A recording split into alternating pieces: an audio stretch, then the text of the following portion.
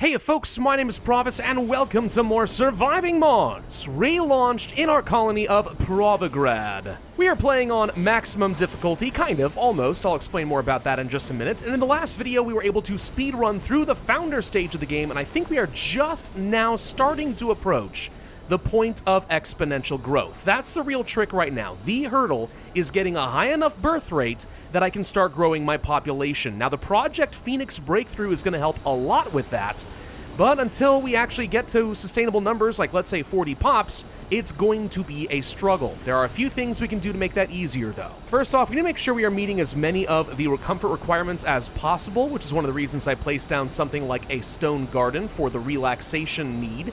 And then another thing we can do that will help, although it's very expensive, is to set down one of those art stores.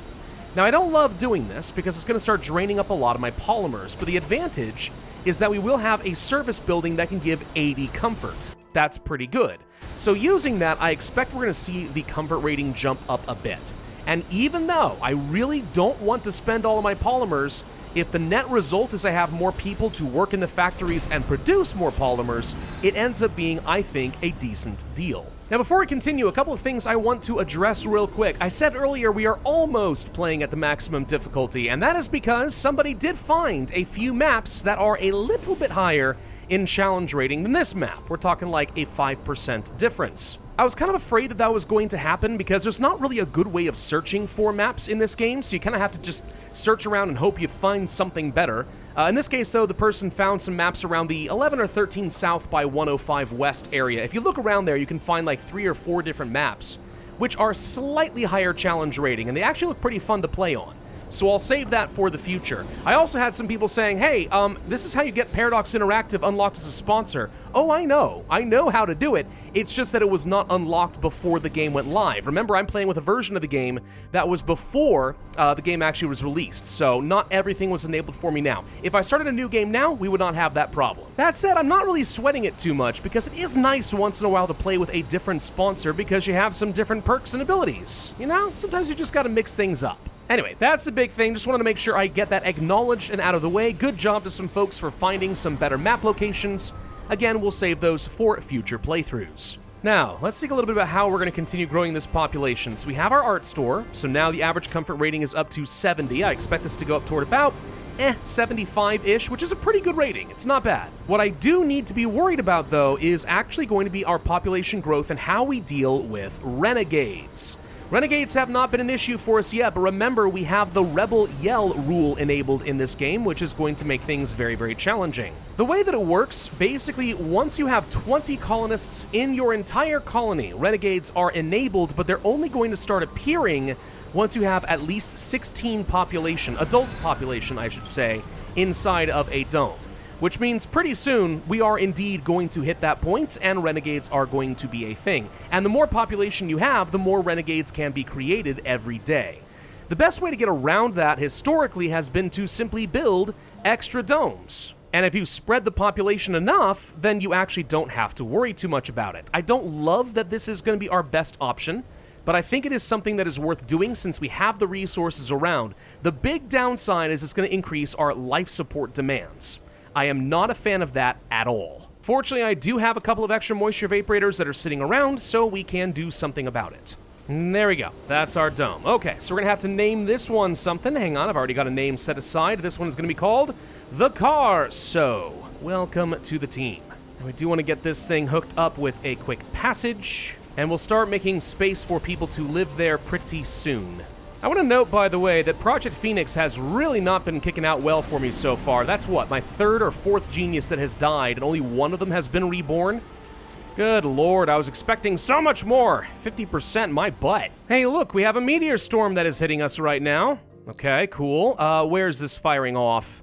Way down over here? Okay, so that's completely fine, not a big deal. Meteor storms are actually sometimes a good thing for you. They can bring in some extra metals, rare metals, or even anomalies, which is great when that happens. Speaking of other great things, another thing I'm going to research right now is the smart home. Now, this one is a little expensive. We're going to need a lot of electronics to pull this off.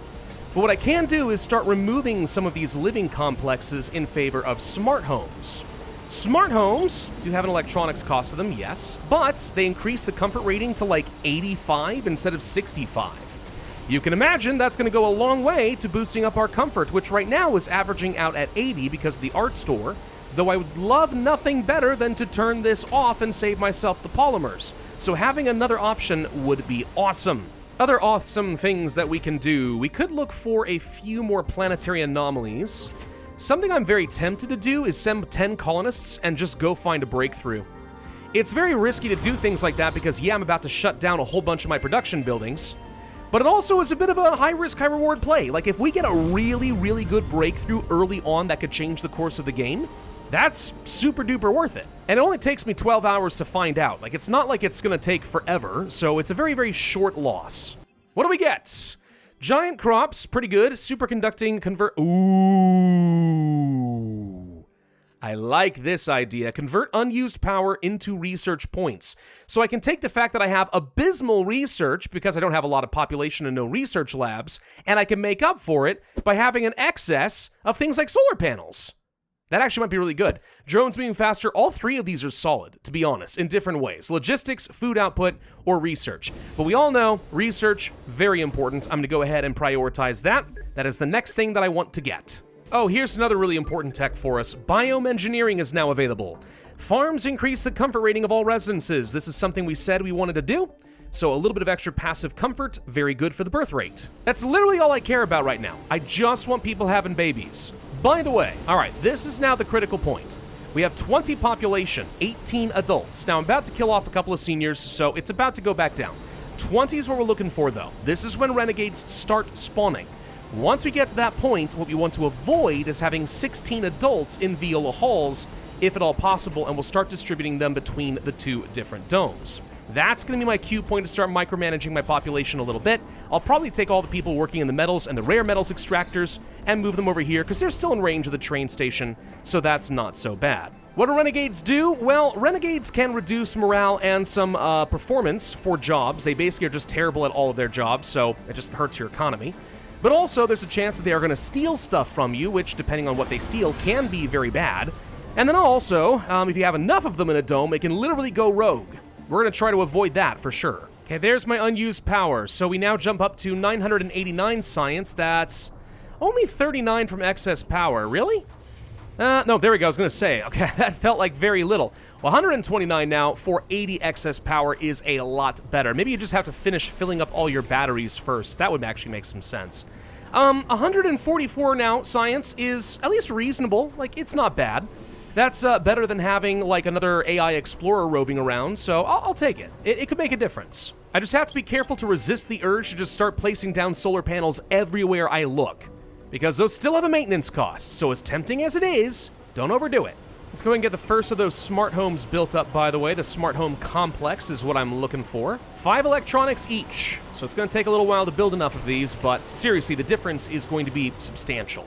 They don't house quite as many people, but that's honestly fine, since again, I can only have so many spots in here to begin with. Yeah, there we go. See, 85 comfort here from the smart complex. That's really, really good. Farms now give a comfort bonus. Okay. I don't think we can actually see that stack up. It might actually go to the residences here and bump this up to like 90 or 95. I don't remember for sure, but it's definitely taking some sort of an impact. Just having this farm is great. So the comfort rating should be going up pretty dramatically. I might even be able to turn off the art store now. Now just keep an eye on this. If this stays above 80, then I'm going to feel pretty good about this, and I don't think I'm going to need any more help. 80 should be more than enough comfort rating for a replacement birth rate. Another breakthrough has arrived. Okay, construction nanites is okay. Still requires resources to build things, but you don't need drones. Not bad once you have shuttle tech, otherwise not a big deal. Giant crops is pretty good. Core rare metals. Uncover an extremely rich underground rare metal deposit. This is good in the sense that at some point rare metals do run out on the map, so having another source can be great, but that's also one of the reasons Project Mohole as a wonder exists. I think I'd rather just take the giant crops for now. I'm not sure that I need them yet, but at some point, extra food is not going to be a bad option. In the meantime, I'm kind of disappointed that we're not seeing a higher birth rate. I mean, our population demographics are skewing in the right direction, We originally had way too many middle-aged people. Now it's shifting a little bit younger, which means we're getting a more balanced population curve. So this is good, it's getting there, it's just taking a while. This is by a long shot, I think, the slowest and most boring part of any maximum difficulty run, but it is a grind you have to work through. Another big breakthrough from a planetary anomaly. Space rehabilitation is useless to me. Nanites again, or the core metals. I guess I'll just take the core metals. Eventually, that could be useful to me. It may be a while, but I could see it happening. Do we have any renegades yet, by the way? No. Good. Okay. So that means that things are working as intended. 16 adults capped out here in Viola Halls. We'll start filling this one up bit by bit. Eventually, you can get to a point where you're not worried about renegades, and you just kind of, yeah, they're a problem, but it's fine. You'll just grow your population faster than you could either imprison or kill off your renegades, or just accept the damage they're going to do. I don't know. I feel like we have to just try to avoid it as much as we can. Even one person working at half of their productivity can really, really hurt right now. But I'm not going to send the renegades to the Bengal fields. Tempting though that may be, remember, even stupid renegades can still have babies. I'm going to start working on Martian-born adaptability as another tech, by the way. Because pretty soon, now that I have all my smart houses, we could start using electronics on getting some education going. And that would be awesome, because then we can start having universities. I still don't feel like we have enough population to justify that, but eventually we will, and having them graduate faster just means they get back into the workforce faster. Once I have like 30 pops, that's absolutely the point where I want to be getting as much education going as possible. The extra productivity from having a specialist working in a factory, for example, is huge. Very, very worthwhile. And we're going to have no reason to have non-specialized workers in our entire colony because we have those extra service bots upgrades. That's an amazing breakthrough to have. I am getting a little bit bored here with our politics. There's really nothing we can do here. Everyone is happy because it turns out as long as you run the colony effectively, for the most part, people are going to stick around with you. And there's no new laws that I want to enable here because they all have a cost associated with them, and I don't think that's going to be worth it. So until we go for the Martian Assembly, I have no more laws that I want to worry about. And I can't get the Martian Assembly until we have 30 pops. We're about to get another small comfort boost right here. Dome bioscaping. Our dome's residences are going to have extra comfort. So I think that's going to bring this from 90 up to 95 comfort rating staying in these smart complexes. My opinion, very well worth it. I mean, we're sitting at a very good comfort rating. We have been for a while. And I also can go for the general training tech. That's going to be great. Colonists without specializations are going to suffer less of a work penalty. This will cease being useful once everyone has a proper Martian education. But until I get to that point, this just means everyone is going to get a big performance boost. Another breakthrough tech has been discovered. Nocturnal adaptation is not bad. Once you have a large enough population, you want to start doing lots of night shifts. I mean, it's pretty darn good. This is still useless. Oval domes? I can't remember the last time I got to play with oval domes, if I'm honest. 2 spires in a dome can actually be really powerful sometimes. I'm gonna do it. We're gonna take the oval dome. I don't know how much it costs to build an oval dome. I'm guessing it's prohibitively expensive. The barrel dome isn't so bad, but it doesn't tell you what the cost is. Hang on, I need to do a quick check because I seem to remember it being really expensive. Oh yeah, you can see it right here. 100 polymers to build. Oh yeah, we're not using that for at least a bit. That'll be fun to build. I will take advantage of it, but not for a while. Some more things becoming available now that are good to know about. So there's the moisture farming tech. That's a really, really important one for us to get eventually. Because then I don't have to rely on importing anything from Earth to get my water. I can just build a load of these. Still doesn't help you in a dust storm. As long as you have enough storage, though, it ends up being just fine. Sanatorium, very good to have to get rid of flaws, especially with Project Phoenix, so we don't keep those going from, I want to say generation, but that's not the exact word. I guess revision? I don't know. Anyway, and then there's also the Martian Institute of Science. Getting those Hawking Institutes would be great. If I can start getting enough population, I'll happily start educating some people into scientists and start ramping up that science. That's when the game's really going to start taking off. By the way, we are now sitting at 30 colonists. If I wanted to, I believe I could build the Martian Assembly. Tempting, very tempting, but once we do that, we're going to introduce some new political organizations to the colony. And that might be more complexity than I can handle right now. Might be worth getting the Earth Assembly at some point. This would be a way of getting extra funding from Earth, but I don't know, to be honest, I'm really not relying on them too much. I'm not sure how much I need that, not compared to everything else. Ooh, here's another really important tech for us to get. Dust repulsion. Yes, our solar panels will clean themselves off, so we don't need very much metal maintenance. That is going to preserve so much metals for me right now because our maintenance is way too high. And this deposit is not going to last forever. Neither is this, by the way. We're starting to finally run low on concrete. I've got very large stockpiles, so I don't feel threatened right now, but this does become the point of the game where you're like, I need to start moving elsewhere, or building a really large train network. I do feel like we are now at the point of the game where I could afford to start working on some education if I wanted to. We're getting enough production on major resources, like I'm not desperate. And if I'm willing to take a short-term amount of pain in order to get better productivity in the long run, that's absolutely going to be worth it. So let's go ahead and place down our first Martian University. This is going to be great. Okay, so some people can start working over here, and we can set this to just fill in whatever jobs we currently need, which we can see a list of right here.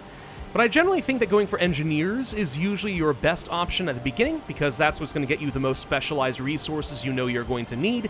And once you feel more secure on that, you can move on to geology. You can go for, you know, your botanist to get more food.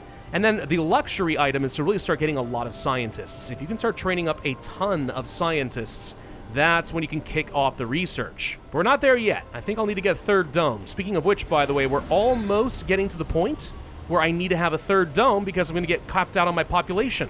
Well, at least without having renegades. Which somehow, by the way, we did get a renegade. I'm not sure how that happened. There may have been a brief window where there were 17 adults in this dome just as the day ticked, and that triggered the rebel yell to create a renegade. Maybe? I don't know. As long as they keep having babies, I guess it'll be fine. But we are going to have to get ourselves another basic dome over here somewhere. Hooray. I mean, don't get me wrong, I could instead go ahead and start picking up like some medium domes, but since we can only afford to have small population groups over here, I don't really see the point. Not yet. I'm leaving this train station here, by the way, to make sure that there is a way that all three are overlapped with a train, so that once I eventually say, all right, we're ready to move on somewhere else, like let's say maybe over here where we have a research site as well as a vista, then we'll be able to quickly hook these guys up and everything can easily be connected. Just a little bit of future-proofing, you know how it works. Third dome built up. Who are we going to name this after? It's going to be ISEG. Thank you for your support. Coming in right in time now that we're hitting 32 population. Now, it's 32 adults that I'm worried about, but there we go. We're finally, by the way, at a point where we're having a lot of children. 5 children. Okay. Yep. This should only get better from here on out. Seriously, the birth rate is going to get better and better and better. First class of engineers has graduated, so they are automatically reassigning over here. Yeah, instead of producing like 2.5 of our machine parts per soul, we're up to 3.7 there. That helps. And the other thing that would be really good to have would actually be a school as well. This is something we can use to try and control what kind of perks new children are going to have or develop. Some of them are really good. There's even a breakthrough to give people workaholic, which I love. We're probably not going to have that for a little bit. I'm going to let this mostly be a schooling dome for children, and we'll eventually move heavy industry out of here. This will end up being kind of a temporary research dome. This will be a university and manufacturing dome. Well, actually, wait. I don't know if I can fit manufacturing in here at all, unless I want to get rid of, let's say, the gym. I don't know. We'll figure that all out. The point is, that's kind of how I'm envisioning things. So over here, we have room for our kids. What traits do I want? I mean, Survivor is okay, Composed, Nerd, blah, blah, blah. I mean, I think that Enthusiast is probably going to be a little bit better for me. Religious is actually a fine one to have, and then I guess we'll just go for Composed. There we go. Until you get some really good breakthroughs, though, I think schools are just sort of an okay thing to do. It gives your kids something to do so they end up being more productive citizens. And I guess that's still worth something. Ooh, we had a renegade event. Some food was stolen. How many renegades do we have? 7? Well, how'd that happen? Hold on. Did they change the way that renegades work? Or do children actually count? It should have been only adult population, but if not, that would be very disappointing. Because I've got it set up right now where we should not be having enough adults to trigger the first renegade, I think. I thought 16 was the magic population. Huh. 7 renegades.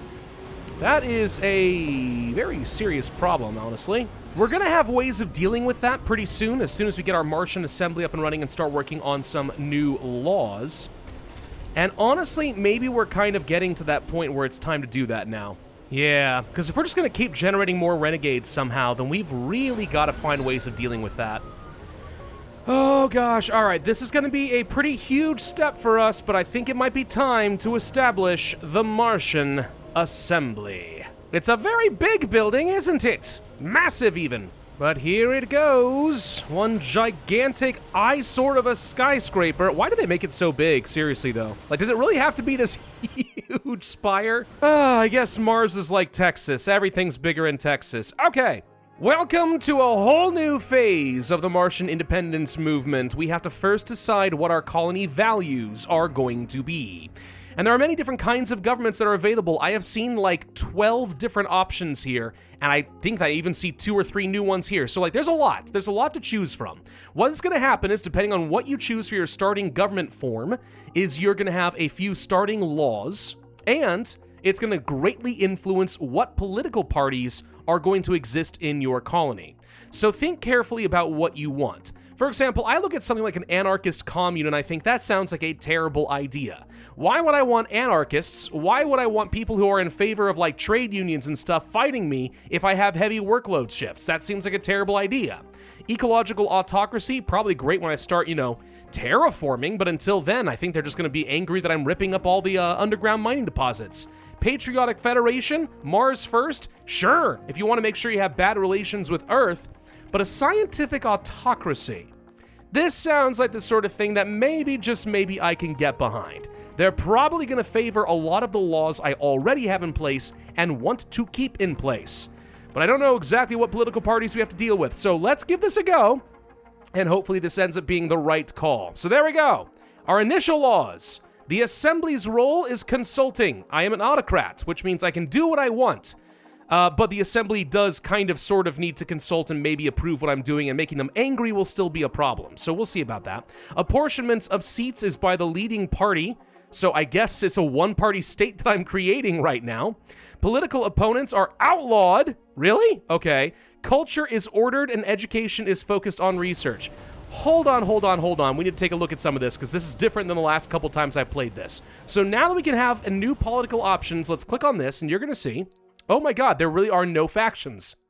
Wait, hang on. Really? Hang on. Let's give the game a second to like recalculate because that doesn't feel right. Is that true? I've literally prevented any opposition from starting here. Did I just effectively disable this entirely? Huh. Okay.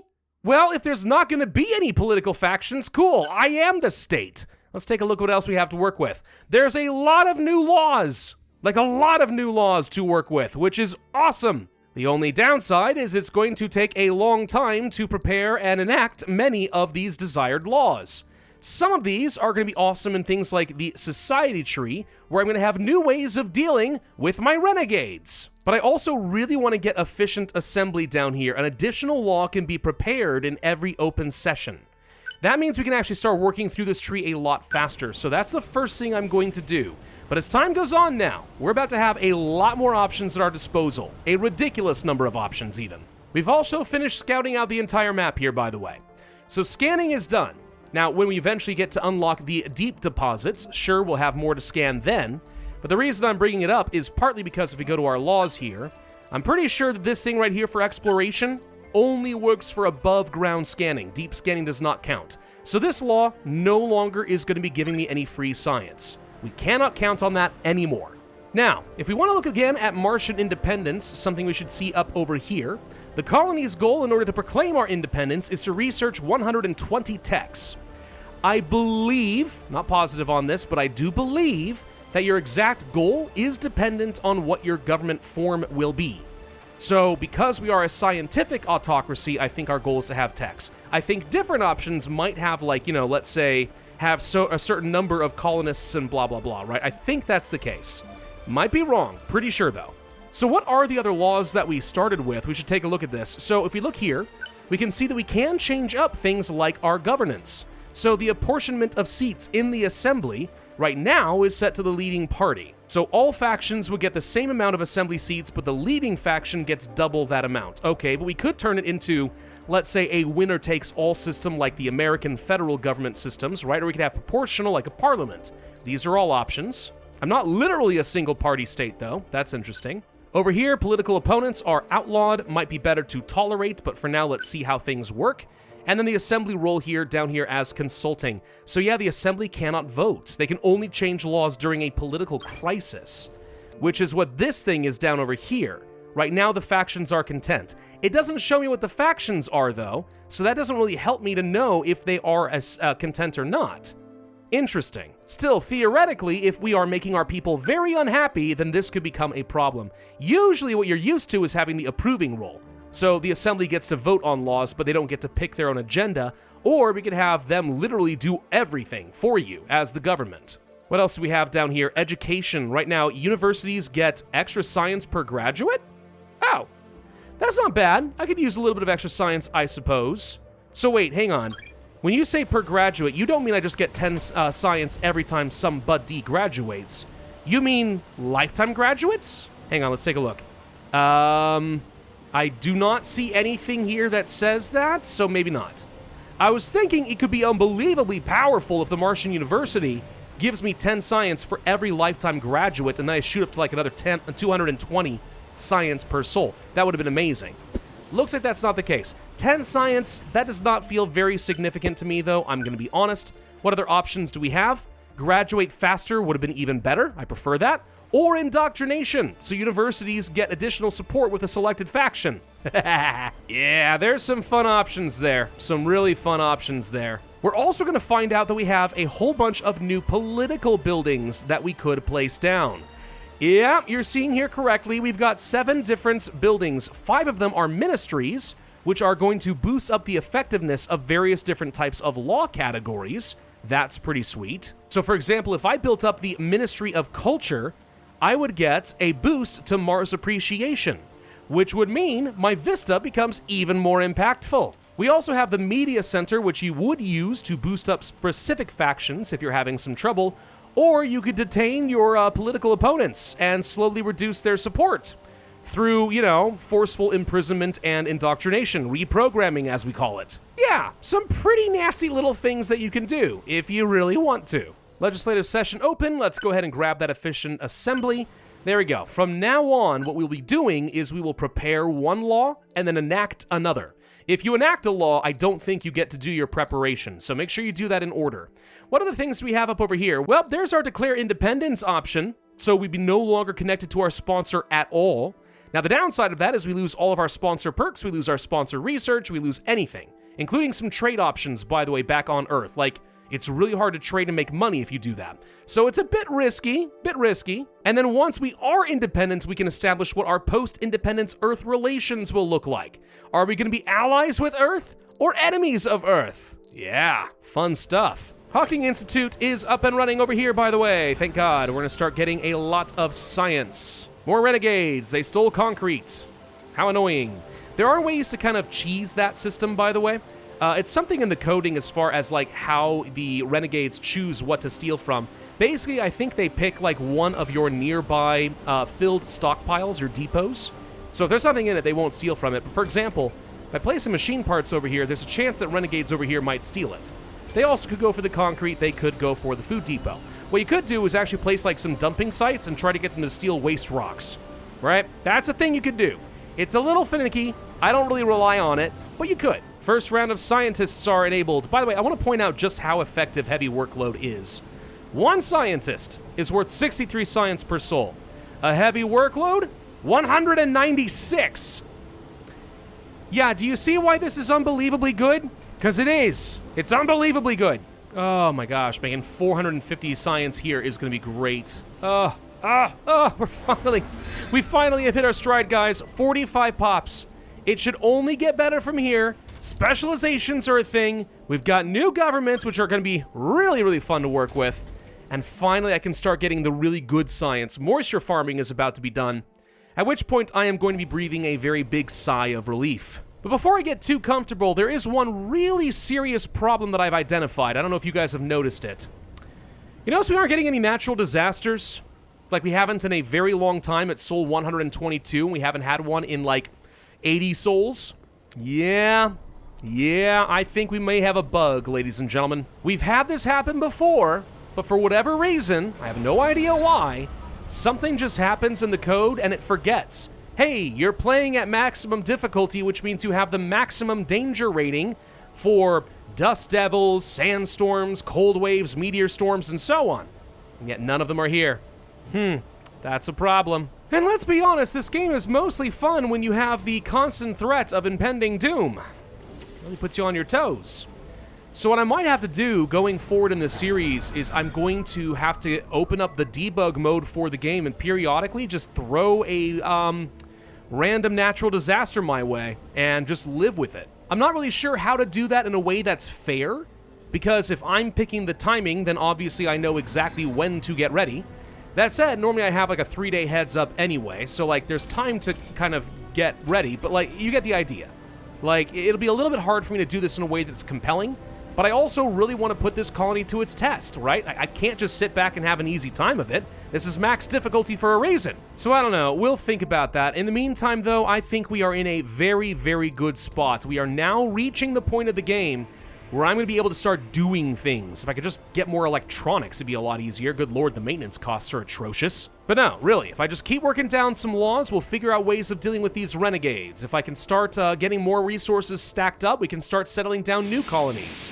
Maybe not over here by the research site after all. There's a giant fissure kind of in the way. That might be a problem. But ultimately, I think we are in a very, very good spot. So thank you all very much for watching this episode of Surviving Mars Relaunched. If you guys enjoyed this video, do hit that like button down below. Leave a comment, subscribe, hit that notify bell, and I will see you guys next time.